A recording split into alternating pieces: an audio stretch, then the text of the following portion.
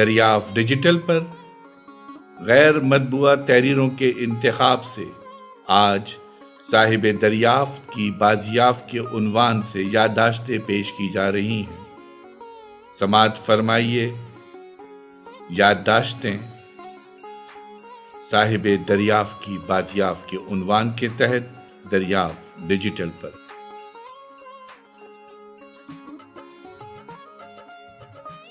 پچھلے دنوں ایک مضمون جو کہ قمر جمیل صاحب پر تحریر کیا گیا تھا پڑھنے کا اتفاق ہوا۔ اس مضمون کے پہلے حصے کو کچھ اس طرح تحریر کیا گیا تھا جس سے یہ تاثر ملتا ہے کہ دریافت کم مالی وسائل کی وجہ سے بند ہوا، اور یہ کہ قمر جمیل صاحب کے مضامین کا مجموعہ جدید ادب کی سرحدیں کوئی پبلشر شائع کرنے پر راضی نہ تھا۔ ہم نے تحریر کے اس حصے کو حقائق کے برخلاف پایا، لہٰذا حقائق کو سامنے لانے کے لیے چند گزارشات عرض کرنے کی اجازت چاہتا ہوں۔ اس سلسلے میں بات کہاں سے شروع کی جائے تو ہمیں یعنی قمر جمیل صاحب کی اولادوں اور قریبی رشتہ دار شخصیتوں کو اپنی یادداشتیں یکجا کر کے پیش کرنے کی ضرورت اسی تحریر کی وجہ سے پیش آئی۔ ہم یہ گزارشات آپ کے سامنے رکھ رہے ہیں تاکہ ریکارڈ کو درست رکھا جا سکے، اور ہاں، مضمون نگار کی نیت پر کوئی شبہ نہیں، بس کچھ کمی تھی تو بنیادی معلومات کی جو ظاہر ہے کم تھی۔ لہٰذا اب ہم اپنی یادداشتوں کو یکجا کرتے ہوئے کچھ باتیں آپ کے سامنے دریافت ڈیجیٹل پر قصوار رکھتے ہیں تاکہ حقائق درست انداز میں سامنے آ سکیں۔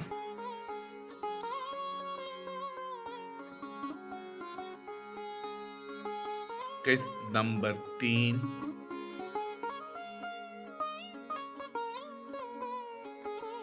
پہلے شمارے میں جو خرابیاں نمایاں انداز میں ہمارے سامنے آئی تھیں، اب اس سے چھٹکارا حاصل کرنا ضروری ہو گیا تھا، چونکہ کاشف کا بنایا ہوا ورڈ پروسیسر اردو میں خط نصب ہی لکھ سکتا تھا اور اس کی پرنٹنگ بھی ڈاٹ میٹرکس پرنٹر پر ہوتی تھی، تو اس کے فونٹ سائز بہت بڑے ہوتے تھے، اور اس وقت تک ہم اسے فوٹو کاپی مشین کے ذریعے ریڈیوس کرانا بھی نہیں سیکھا تھا۔ قارئین کی طرف سے یہ ایک سنجیدہ اعتراض آ رہا تھا کہ خط نصب ایک تو جگہ زیادہ گھیر رہا ہے بلکہ پڑھنے میں بھی تکلیف دہ ہے۔ اس اعتراض کا حل یہ نکالا گیا کہ اب ہم ڈاٹ میٹرکس پرنٹر سے پرنٹ کر کے اسے بنس روڈ پر واقع متین کی دکان سے ریڈیوس کرایا کرتے تھے،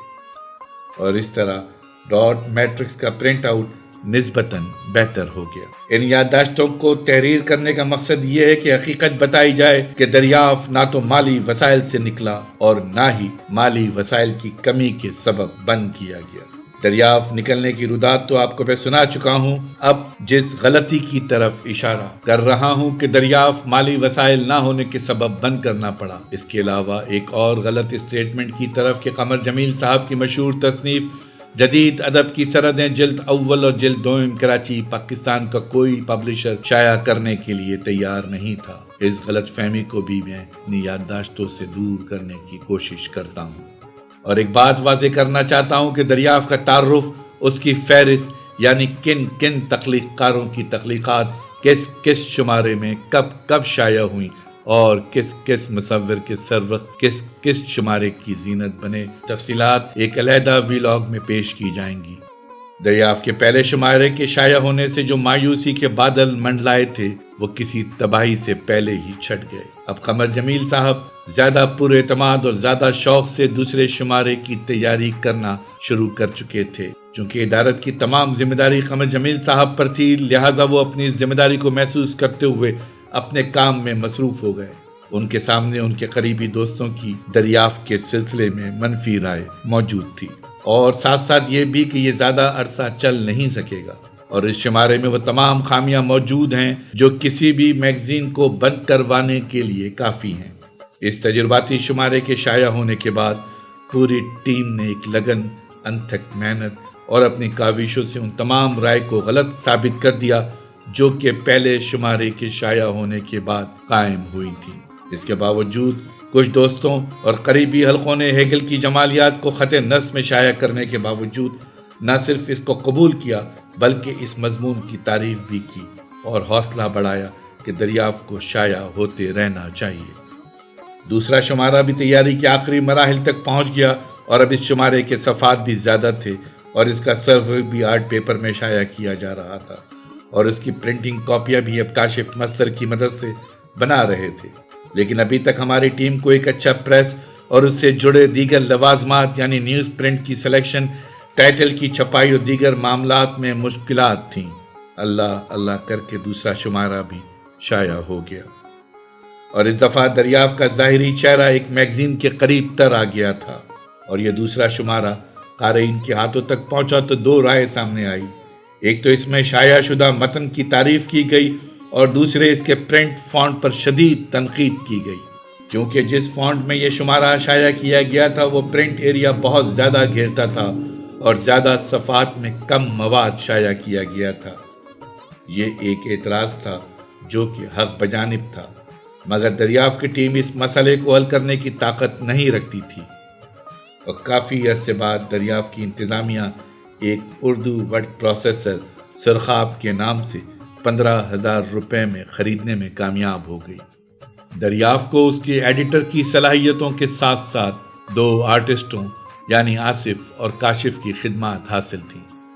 اور اس طرح آرٹ ورک میں دریافت دوسرے میگزین پر نہ صرف سبقت رکھتا تھا بلکہ خود کفیل تھا۔ لہٰذا جیسے جیسے دریافت کے شمارے شائع ہوتے گئے ویسے ویسے قمر جمیل صاحب کی مدیرانہ صلاحیتوں کے ساتھ ساتھ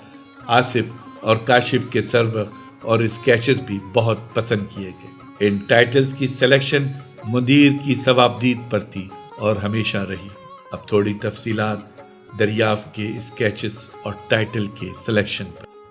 قمر جمیل صاحب جیسے تخلیق کار اور نقاد کے سامنے کسی چیز کا منظور کرا لینا اتنا آسان کبھی بھی نہیں تھا، تو پھر دریافت جو کہ اس ٹیم کا ایک خواب اور قمر جمیل صاحب کے خواب کی تعبیر تھا، اس کا ٹائٹل بغیر کسی سوچ بچار کے شائع ہو جاتا، یہ ممکن نہیں تھا۔ پہلے مرحلے میں آصف کئی ٹائٹل بناتے اور اس بات کا سب سے پہلے خیال کیا جاتا تھا کہ آنے والے دریافت کی ایڈیشن میں کتنے کلر کا ٹائٹل پرنٹ ہوگا۔ اس کا فیصلہ اس شمارے میں موجود اشتہارات کی موجودگی سے طے ہوتا تھا، جو کہ عام طور پر بلیک اینڈ وائٹ یا صرف 2 کلر میں شائع ہوتا تھا۔ قارئین کی معلومات کے لیے پرنٹنگ پروسیس میں 4 بنیادی رنگوں کی پلیٹیں بنتی ہیں، اور ہر پلیٹ کا معاوضہ الگ ہوتا ہے، یعنی جتنے رنگ میں شائع کیا جائے گا اتنا ہی خرچہ ہوگا۔ لہٰذا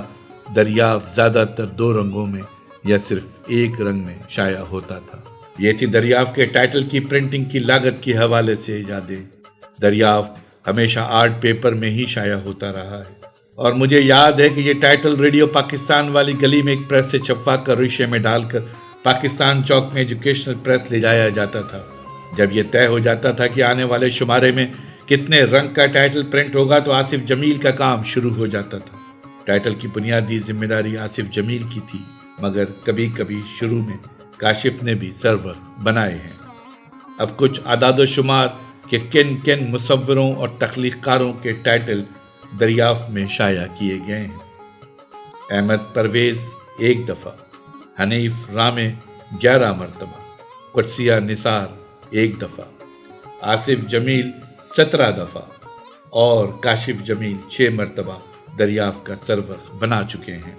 مزید تفصیلات اس ویلاگ میں پیش کی جائیں گی جس میں تمام تخلیق کاروں کی نگارشات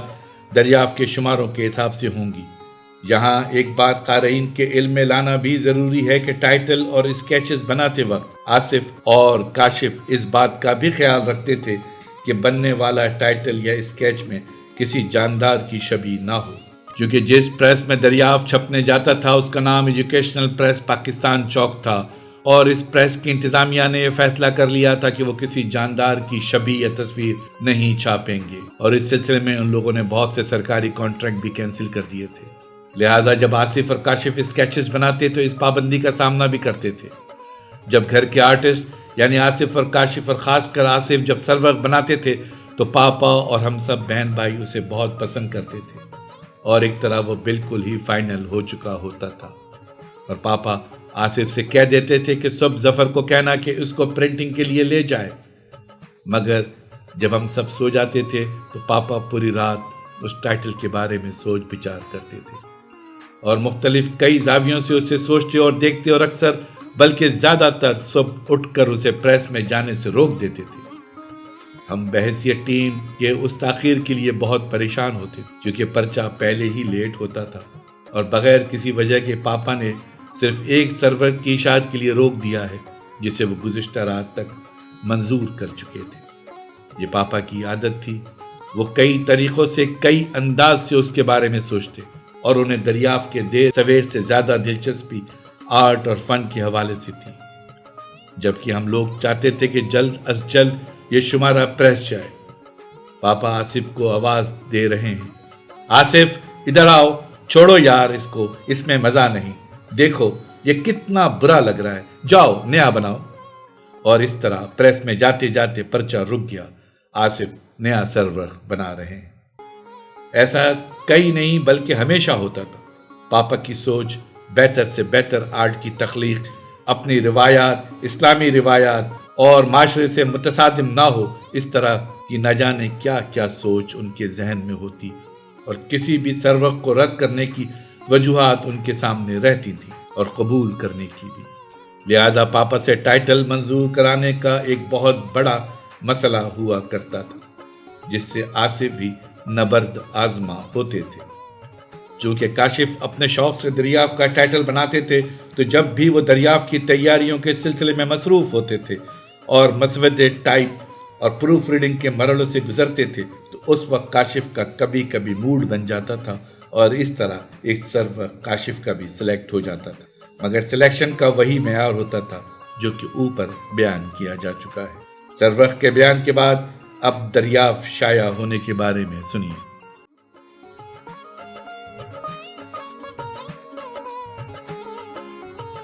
صاحب دریافت کی بازیاب تحریر، آواز اور پروڈکشن ظفر جمیل۔